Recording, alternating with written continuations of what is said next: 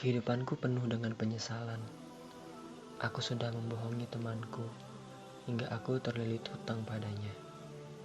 Aku juga sudah mengecewakan orang tuaku, dan aku sangat malu serta menyesal karena itu. Itu semua dimulai ketika aku mengenal perjudian.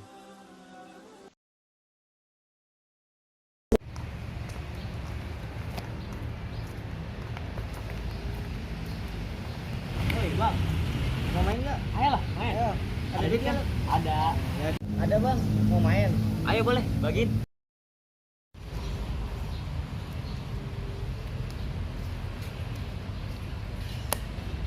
Udah nih, gua kenal segini, gua habisin bang semua.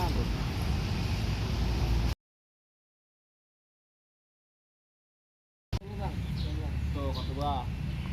Tuh, tuh. Sekarang mana kartu lu? Tuh bang. Tuh. Sialan. Kayaknya gua kalah terus deh. Berarti gua menang nih bang. Gua ambil ya. Ah. Ya, udah. Gua cabut dulu ya bang. Kok lu cabut sih, kan lu menang? Gua ada urusan. Bang. Udah gua pulang dulu ya. Makasih bang.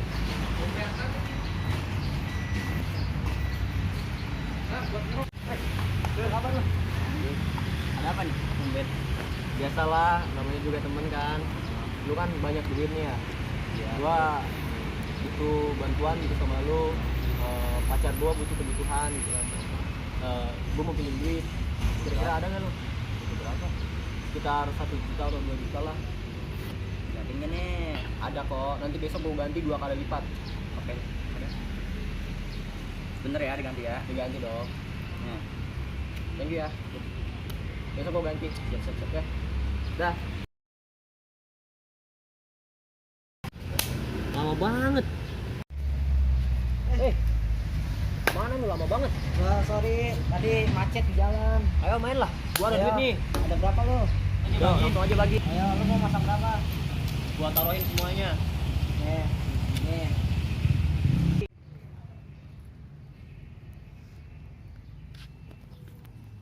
Kartu gua. Mana sekarang kartu lu? Nih. Sialan, gua kalah terus. Ya. Mampus. Tunggu sini lu.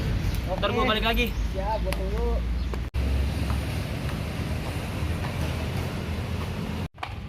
Kenapa ini anak bapak kok mukanya kusut seperti ini? Hendy butuh uang, Pak. Uang buat apa? Hendy punya urusan. Loh, iya, uangnya untuk apa? Hendy juga punya kebutuhan, Pak. Nah, kamu kan tahu bapak saat ini sedang di PHK. Tapi Hendy butuh banget, Pak. Iya, butuhnya buat apa dulu? Bapak jangan seperti itu lah, Pak, sama anak. Bapak seharusnya memahami perasaan anaknya.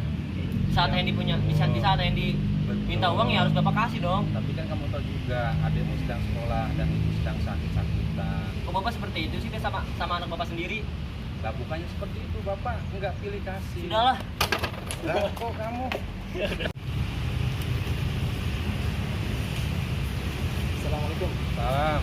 Sehat Pak Ustadz? Alhamdulillah. Dari mana ini? Ada dari masjid gitu. Oh iya. Tadi saya lihat anak Bapak kenapa? Ya, itulah Pak Ustadz, anak zaman sekarang nggak pengertian, malah minta uang Pak Ustadz. Bapak Ustadz juga tahu sekarang kan lagi ada pandemi, saya kerja di PHK. Nah ini anak tiba-tiba datang nggak ada sopan santun, minta uang. Saya tanya untuk apa? Nggak bilang Pak Ustadz.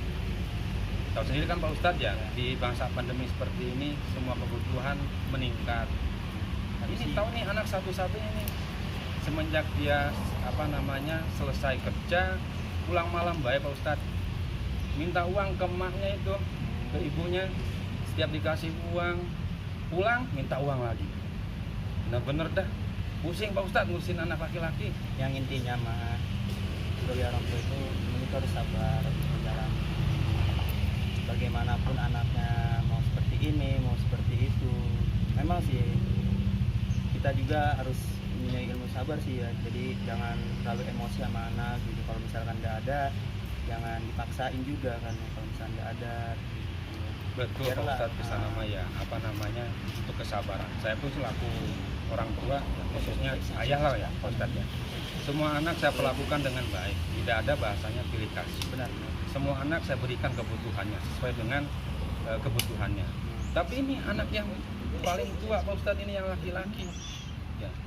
Apa ya? Pengen saya itu bukan saya untuk menekankan dia untuk kerja, dia seenggaknya lah Pak ya, dibantu. Ini datang minta uang. Saya kalau misalkan nggak nahan sabar-sabar udah bisa saya, ya mungkin bisa saya gampar itu Pak Ustadz. Cuman kan orang tuanya yang perempuan terlalu memanjakan. Saya marahin, saya yang dimarahin sendiri. Ya gitulah Pak Ustadz, bingung udah punya anak laki-laki. Seperti itu, anak laki itu beda sama anak perempuan. Jadi kalau anak perempuan kan kadang juga nurut gitu. Iya, Beda betul. sama anak laki. Anak laki kan emang kadang nakal, kadang juga enggak. Jadi intinya kalau misalkan anak seperti itu harus kita wajari, terutama dia minta ini, harus kita ngertiin lah. Walaupun dengan keadaan seperti ini gitu. Kalau misalkan kita nggak ada duit, gitu, nggak ada uang lah, ibarat kata, jangan memaksakan, terutama kan buat berobat, istri juga kan ya, buat anak-anak juga. Gitu. Kalau misalkan kamu mau minta duit ke bapak, bilang aja, kamu usaha, gitu. Kamu usaha apapun yang penting halal. Gitu. Nah duit yang kamu mintain ke orang tua terus, kamu gunain lah, kamu usahain buat kepentingan diri kamu sendiri gitu. Orang tua nggak minta apa-apa gitu. Yang intinya orang tua mah, intinya anak yang minta sama orang tua itu ke anak itu adalah nurut. Iya, betul sih Pak Ustadz. Betul Pak Ustadz. Ya. Waalaikumsalam. Salam. Ini saya. Ini dengan siapa ya Mas ya? Oh saya Ridwan. Oh, Ridwan. Ada Hendy-nya nggak? Oh, emang temennya? Ada keperluan saya. Perluan apa Mas ya? Biasa. Iya, biasa apa tuh Mas ya? Pinjam Saya kan uang orang tua. saya. Kenapa? Pinjam uang. Pinjam uang. Apa ya janjinya sekarang? Waktu kapan tuh Mas ya? Saya kurang tahu soalnya ini. Dia janjinya seminggu yang lalu. Seminggu yang lalu. Aduh. Untuk kisarannya berapa itu Mas? Ya mungkin waktu itu 1 juta Mbak. 1 juta. Ini Pak Ustadz, jangan-jangan ini yang tadi saya sampaikan Pak Ustadz. Hendy. Nah, Ada sini apa kamu, Mbak? Hendy. Manggil-manggil. Ini temanmu nyariin. Kok lu kesini sih, kan kita janjian di tempat biasa. Baru 3 hari dan ngomongin lu. Selama 3 hari juga gue punya urusan lah. Nah, bentar. Potong ngomong nih. Kata temenmu katanya kamu pinjam uang, bener nggak? Betul Pak. Hah? Buat apa itu? Ini juga butuh kebutuhan Pak. Ini juga punya urusan. Ya urusannya apa? Nah, kamu ini di angka 1 juta loh. Oke. 3. Buat apa itu, nak? Ini juga butuh kebutuhan Pak. Ini juga butuh hidup. Gue nggak mau tahu nih Pak. Saya pengen tagih. Nggak mau tahu.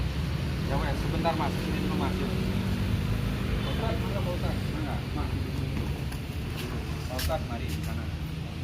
Sini kamu, Hendy, sini. Ya, mohon maaf Mas ya, bukannya saya ingin membela anak saya. Karena saya juga nggak tahu bahwa anak saya ini pinjam uang untuk apa. Ya. Hendy betul pinjam uang ke Mas Ridwan ini? Betul Pak. Betul, di angka 1 juta. Betul.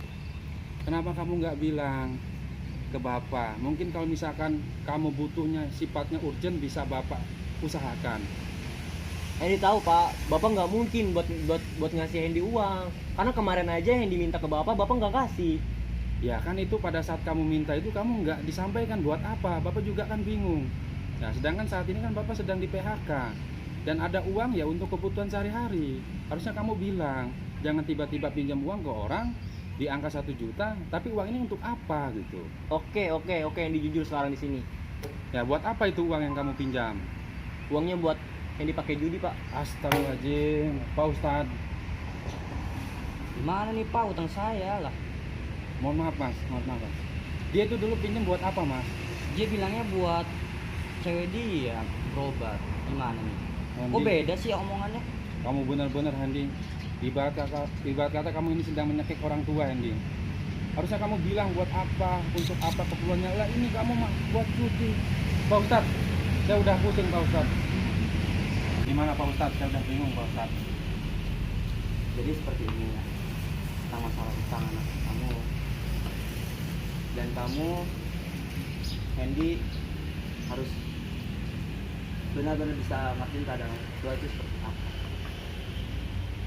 Dan kamu temennya harus ngertiin keadaan teman kamu seperti ini.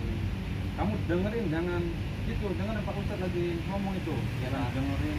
Gimana Pak, saya ini dia janji sekarang. Ya memang sih janji sekarang, tapi kan dengan keadaan ini dia belum mempunyai kebutuhan, tidak mempunyai keuangan bayar. Jadi kamu sebagai teman harus ngerti, kan kamu sendiri, kamu udah berapa lama berteman sama dia, masa dia kamu nggak ngerti, kamu ngerti nggak berapa hari besok, sehari atau 2 hari nanti dibayar. Ya seadanya sih, kalau sekarang masih ada duit seberapanya. Kamu Hendy kalau bisa jangan bikin orang tua malu, terutama bikin orang tua itu bangga. Sebelumnya terima kasih buat Pak Ustadz. Saya mau minta maaf buat orang tua saya karena saya udah salahin dia, saya juga udah bohong sama dia. Saya emang anak yang sangat berdosa. Saya siap menanggung semuanya. Saya minta maaf juga buat Mas Ridwan karena udah bohong sama dia, karena udah ingkar janji juga yang tadinya harus saya bayar kemarin, tapi saya nggak ada. Saya minta maaf dan saya sangat-sangat menyesali perbuatan saya. Saya minta maaf dan saya sangat-sangat menyesali perbuatan saya. Ya, bagus kalau kamu mengakui kesalahan kamu seperti itu.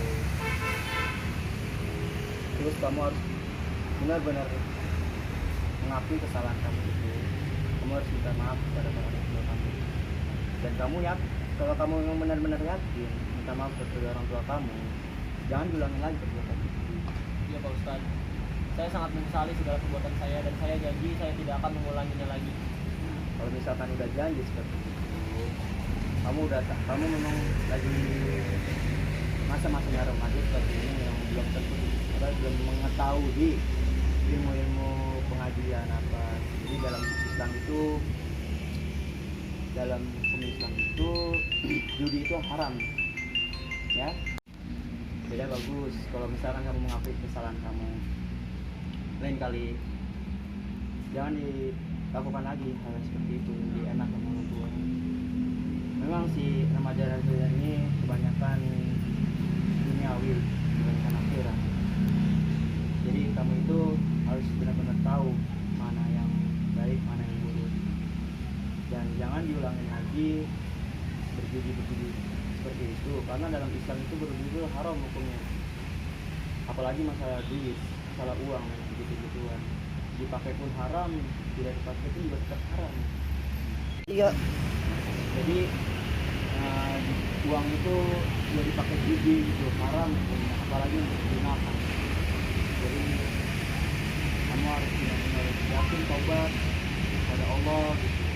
Paling utama minta maaf kepada kedua orang tua gitu. Karena ridhonya orang tua itu adalah ridhonya Allah gitu. Nah, jadi gimana kamu pendapatnya? Saya juga begitu Pak. Sekarang saya tahu gimana Bapak. Ya mungkin ini ya Mas ya, sebelumnya juga saya mohon maaf dikarenakan atas kesalahan anak saya sehingga terjadilah masalah seperti ini. Sebetulnya saya Mas ya, di tengah pandemi ini semua kegiatan juga yang kerja juga banyak di PKH ya. Ya mungkin saya ada uang sedikit, nanti sisanya besok bisa saya lunasi, yang mau diterima. Janji ya Pak? Ya, harus ya ada. Mas, siap ya. Nanti sore besok pagi bisa saya lunasi. Saya sekali lagi saya ucapkan mohon maaf Mas ya atas kelakuan anak saya, dan Pak Ustadz terima kasih atas pencerahannya. Hendy jangan ulangi lagi Hendy ya. Dia cukup satu kali ini. Ya Pak Ustadz, saya pulang dulu ya. Ya Pak, terima kasih Mas ya. Ya beginilah Pak Ustadz. Mana kamu Hendy? Saya menyebutnya dia dulu. Ya sana masuk. Gua mau minta maaf nih sama lu, soalnya gua juga udah ingkar janji, gua juga udah bohongin lu soal pinjam uang kemarin. Gua bener-bener salah, gua juga bener-bener nyesalin banget perbuatan gua. Gua nggak tahu lu bakalan maafin gua atau enggak, yang pasti gua nggak bakal ulangin kayak gitu lagi, dan gua bener-bener minta maaf sama lu. Tapi kan Hen, lu harus ngasih kabar ke gua biar gua kayak gimana ya, biar ada kepastian gitu ya, men. Gue juga tahu kok gue salah. Intinya gue minta maaf sama lu. Ya udah, besok kok harus ada ya, soalnya gue butuh banget nih. Ya udah, nanti gue kabarin kok kalau besok ada. Ya udah deh, balik dulu gue ya. Yuk, thank you. Siap.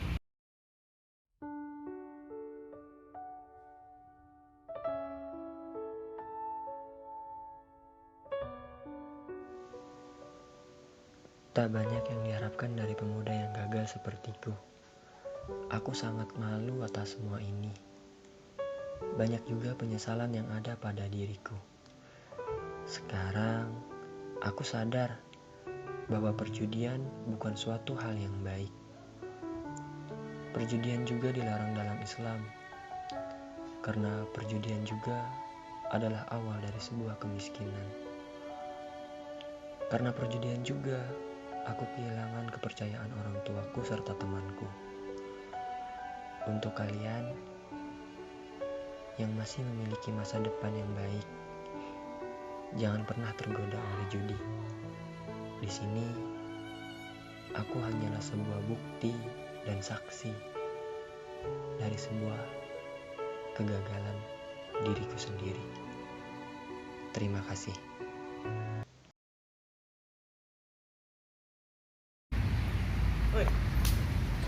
Masa gitu sih? Di anjing. Gak apa-apa. Udah. Bawa ya. Apa? Pegang. Ya lah, gedein. Ini karena gue pegangin. Ini bagus nih fotonya. Lu kemarin HP gue pilih. Ini megang duit siapa nih, dia ya? Lah oh sih. Udah lah pak, orang beda. Keren. Ada pak, jangan lupa sama anak. Aku kan tahu bapak tadi. Satu, dua. Di sini.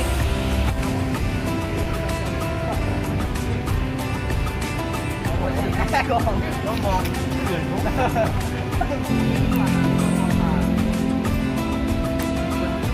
Jadi itu bilangnya langsung.